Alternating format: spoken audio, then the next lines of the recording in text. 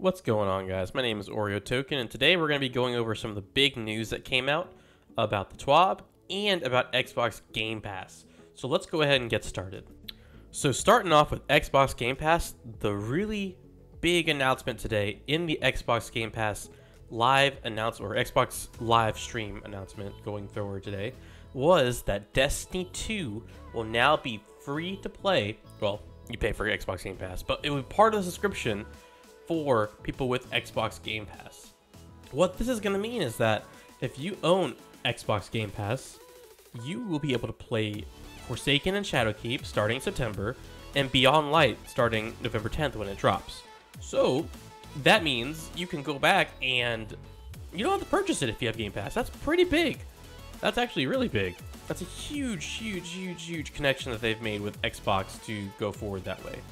They also said that it has been optimized for Xbox Series X, including 4K resolution and running at 60 frames per second. It has also looked like from the gameplay they had in the trailer today that there might be an increase to field of view and maybe possibly a field of view slider.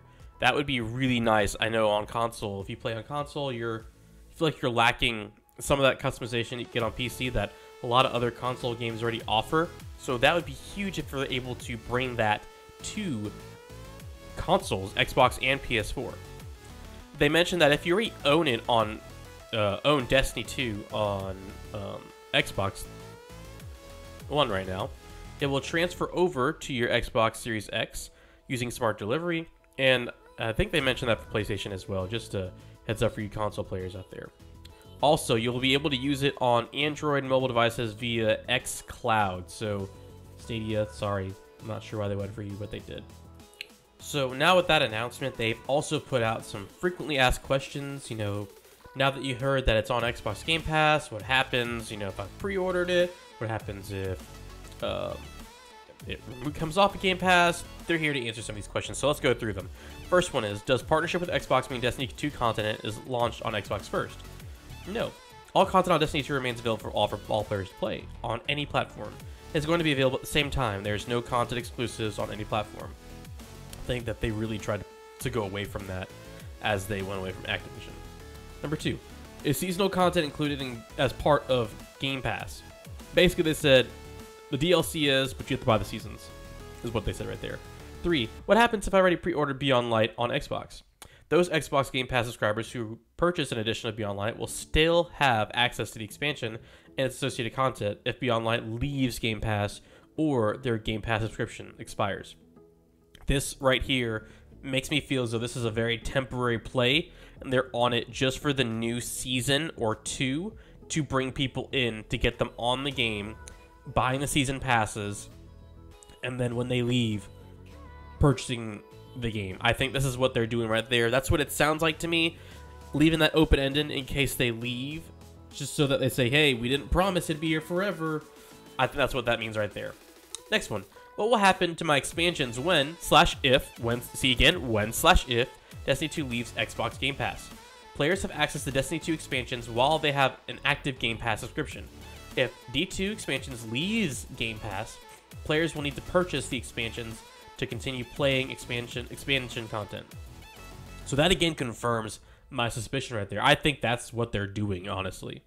The next question they have is, are Beyond Light pre-order bonuses available via Xbox Game Pass? No, you have to pre-order it in order to get the pre-order stuff. I mean, that's pretty straightforward. I think so. The last one is, what happens to my current Destiny 2 expansions on Xbox?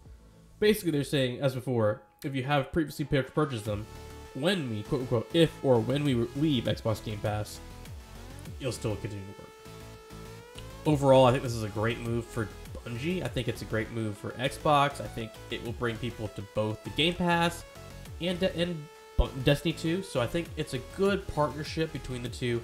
We'll see how it plays out, and we'll see how it goes. I think it's going to be a really interesting move. Good move overall for them.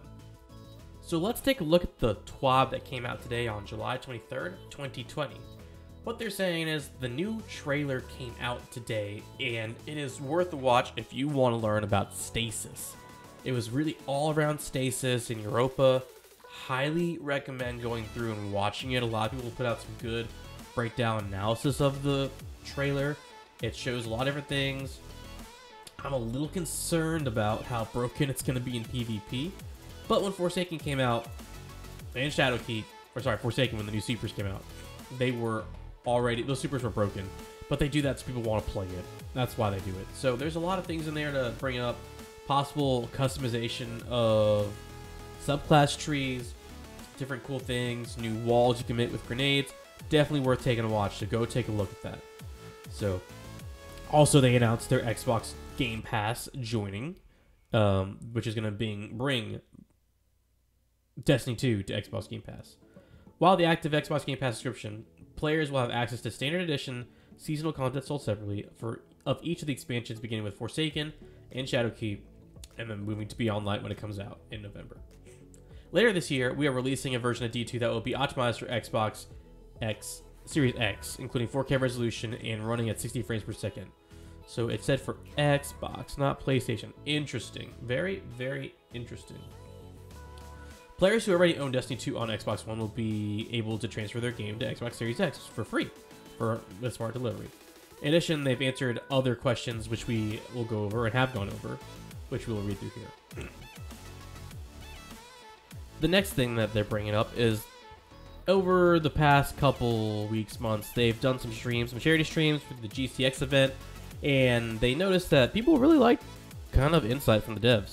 So what they're saying is July 28th, Tuesday on Reset, there's going to be a deep dive with the creators of the Prophecy Dungeon to talk through what's going on, how they designed it, and have a good conversation. So please tune in on July 28th. That'd be really cool to kind of see the insight of what they were thinking when they were really building the whole game. Holy cow, they fixed it. My goodness.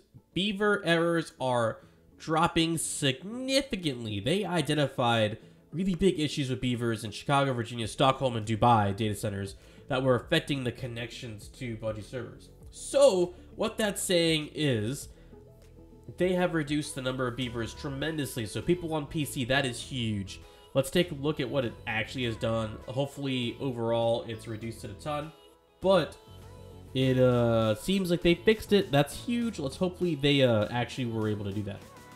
The next thing they have is the new Destiny official cookbook. I haven't actually looked at it. I'd be interested to see. They have fried chicken. They have maybe hush puppies, some kind of bread, and some coleslaw. I kind of want to take a look, see what's in there. It might be worth a look and buy. The next thing is Twitch Prime. We have a Ship Sparrow Tractor Cannon exotic. Wow. And the ornament for it. So if you don't have that, definitely go there. Then after that, some known issues they have is, let's see. Players able to redeem the Bungie Day, encryption emblem in their Bungie Net accounts. The issue arose where players discovered that they had an option to choose a platform and redeem the emblem on.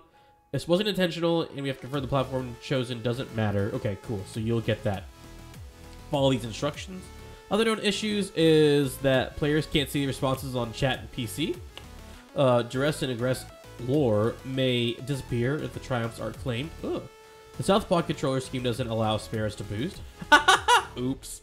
High energy Fire Dawn mod doesn't allow consumed with lights to stack twice when the stacks on stacks with Dawn mod is equipped. Alright. And that is basically it for the TWAB. So that is pretty big news for you Xbox fans and the Destiny 2 fans looking at the trailer and Xbox Game Pass announcement. I am super excited to see what that does and what that brings. Player counts up and see what happens. Eventually we're going to have cross-play, not just cross-save. So if we're still part of Game Pass, that will be interesting to see. Obviously, they probably won't have that as a feature, or at least all the content when Game Pass and the crossplay being out there, because that'd be a huge advantage for Xbox. I mean, compared to PC and PS4 and Stadia, I guess. But it would be basically free if you have Game Pass. So I don't think I'll stay around for that, but it'd be interesting to see what happens though as it goes forward. Once again, guys, my name is Token. Thank you for stopping by and listening to TWAB. Hope you guys have a great, awesome day and week, and enjoy the weekend. I'll see you guys back at Destiny. Bye-bye.